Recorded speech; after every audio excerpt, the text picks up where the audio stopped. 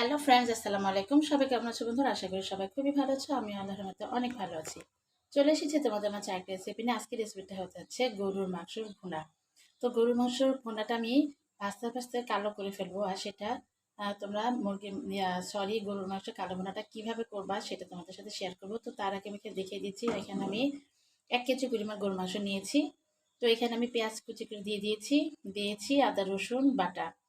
তারপর দিয়েছি এখানে জিরে গুঁড়ো, দেখতে পাচ্ছ, সচের গুঁড়ো আছে, মরিচের গুঁড়ো, হলুদের গুঁড়ো, তারপর এখানে হচ্ছে এলাচির গুঁড়ো, তারপরে স্বাদ মতো লবণ, আর একটা হচ্ছে জিরা গুঁড়ো, তোমাদের বলেইছি আগে। তো এখন আমি এখানে দিয়ে দিচ্ছি সয়াবিন তেলটা পরিমাণ মতো দিয়ে দিলাম বন্ধুরা, কারণ যেহেতু ভাজার উপর থাকবে সবটা এভাবে করে এখন আমি মাখিয়ে নিব। পেঁয়াজটা কিন্তু হাত দিয়ে একটু এভাবে করে গলিয়ে নেওয়ার চেষ্টা করব, বিশেষ করে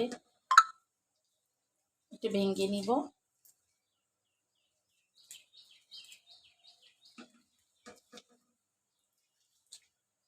পরে এখানে তেজপাতা দারচিনিটা দিয়ে দিব বন্ধুরা। তার আগে এখানে ভালো করে একটু মাখিয়ে নিয়ে আধা ঘন্টার মতো এটা আমি ম্যারিনেট করে নিচ্ছি।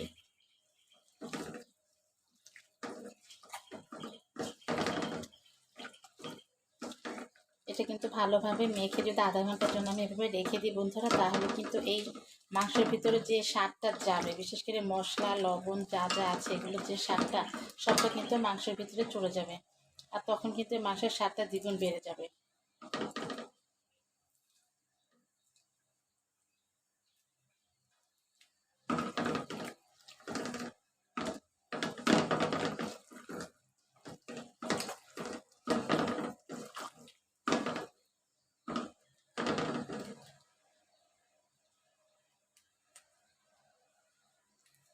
এগুলো পেঁয়াজের উপরের পাটটা বন্ধুরা, উপরের পাটটা কিন্তু একটু শক্তই থাকে।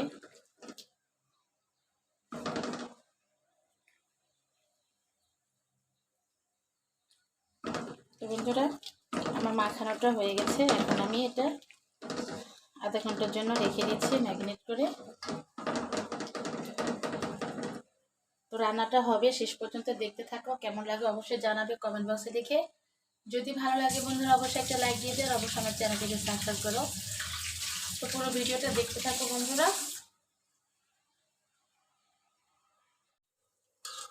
তো বন্ধুরা দেখো, মাংসটা কিন্তু জাল দিচ্ছি।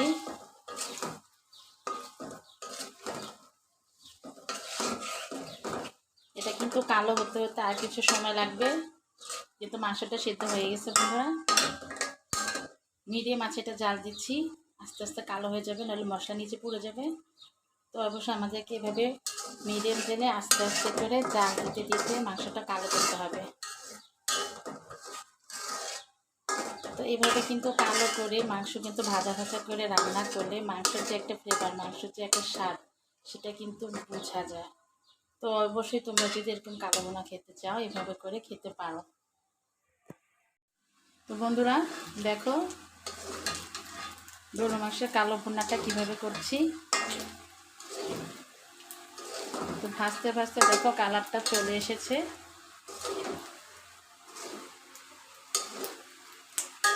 এই কালো ভুনাটা কিন্তু অনেক মজা লাগে।